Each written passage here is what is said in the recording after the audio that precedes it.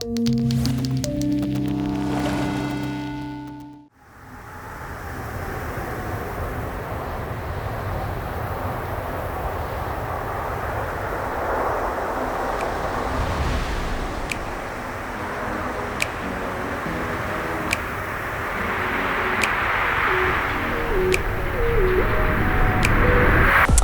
bah bonjour à tous, on se retrouve pour un petit 48 heures là avec mes potes, avec Fabrice notamment, et puis Christophe qui monte du sud de la France pour découvrir un peu les rivières de la région.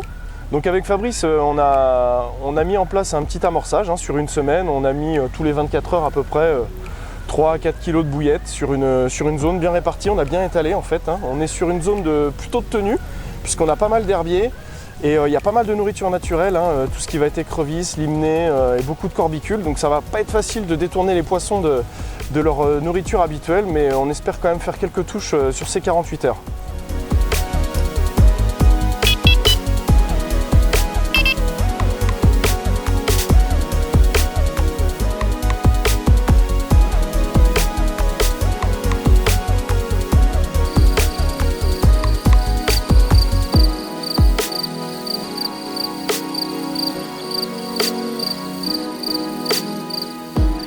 Run, go. Tu veux les miens, Christophe? Une seconde, ça me au cœur. Voilà.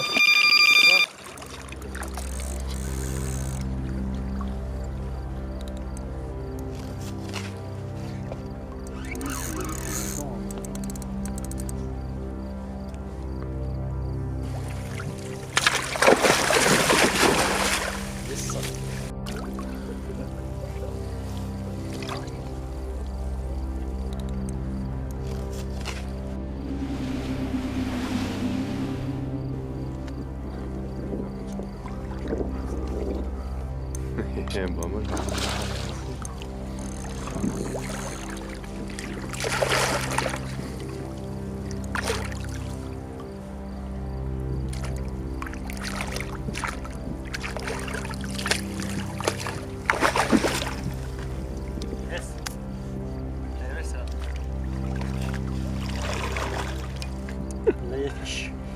Petit poisson.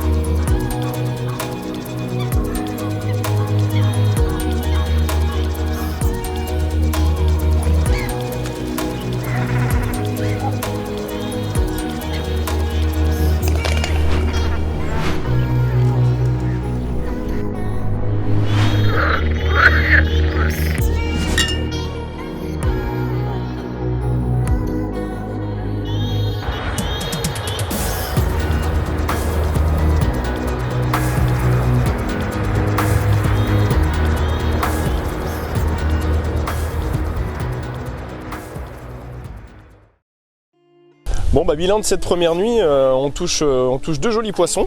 Christophe fait une très belle commune tout en longueur de 13-14 kg à peu près.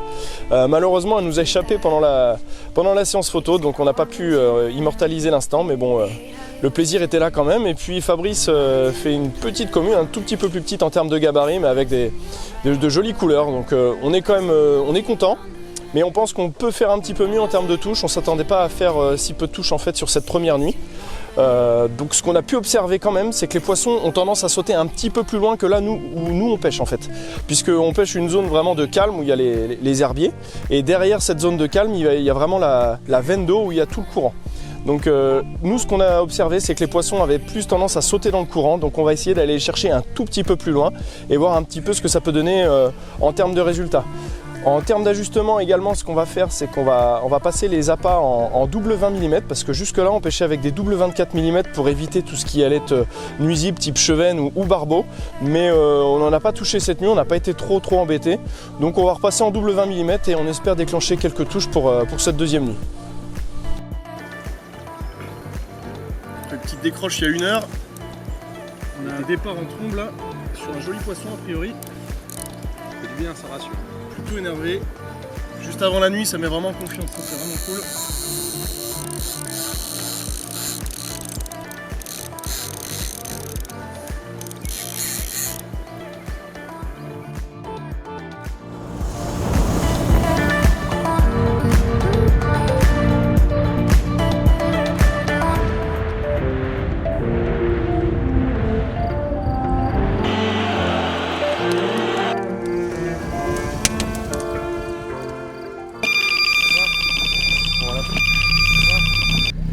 Bon, on a eu quelques petits déboires jusque là et là on fait une jolie miroir bien ronde. Wow. Yes. C'est pas un monstre mais elle est jolie. Oh, elle est jolie, elle est jolie. Donc voilà, en plus des limnés et des corbicules qu'on pouvait trouver dont je vous parlais tout à l'heure, on trouve des petites écrevisses de ce type là qui sont des mets de choix pour les carpes. Et qui pince les doigts. Et qui me pincent les doigts et ça me fait mal comme tout. Voilà, je vais la rejeter.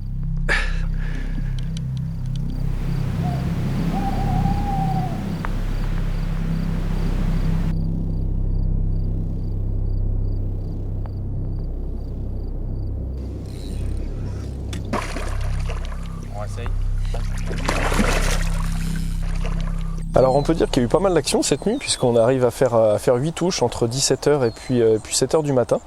Donc ça a bien bougé, on est assez content, on n'a pas beaucoup dormi. Mais on est assez satisfait puisque en fait on avait fait quelques ajustements comme j'expliquais un petit peu avant dans la vidéo. Des petits ajustements en termes de diamètre d'appât et puis de distance de pêche et puis finalement ça s'est avéré plutôt convaincant puisqu'on passe de 2 touches à 8 touches en espace de 24 heures. Donc on est quand même plutôt satisfait. Seul petit point noir on va dire au tableau, c'est qu'on a fait 3 décroches quasiment coup sur coup. Et on suppose quand même que les herbiers sont quand même assez en cause, que les herbiers sont quand même assez épais et les bannières se prenaient énormément dans ces herbiers le temps d'arriver au-dessus du poisson puisqu'on allait chercher le poisson directement en waders et on allait vraiment vers lui, quoi, on allait vers le poisson. Et ces herbiers n'ont pas dû nous aider sur les 3 décroches qu'on a faites, mais on a quand même fait quelques jolis poissons qu'on va vous présenter tout de suite.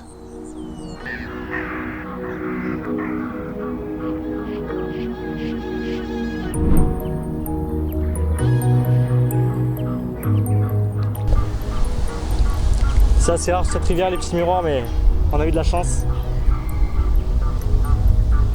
On déposait l'essentiel des montages en waders. C'est aussi atypique pour moi parce que j'ai pas trop l'habitude, soit c'est un bateau, soit directement de la berge sans se mouiller les pieds, mais là waders obligé. Bref, on s'est régalé et on est récompensé.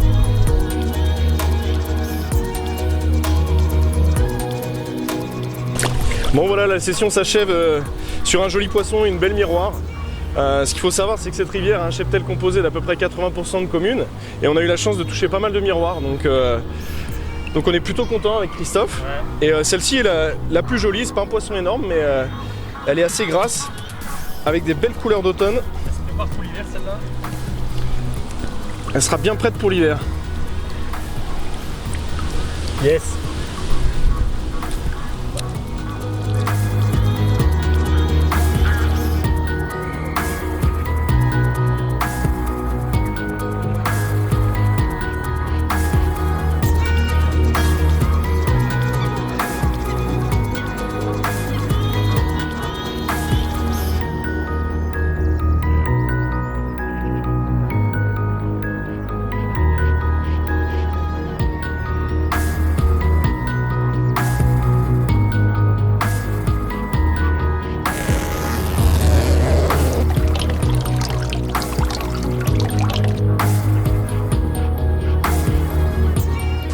Bon mais voilà, Rome conclut cette magnifique pêche avec un pépite.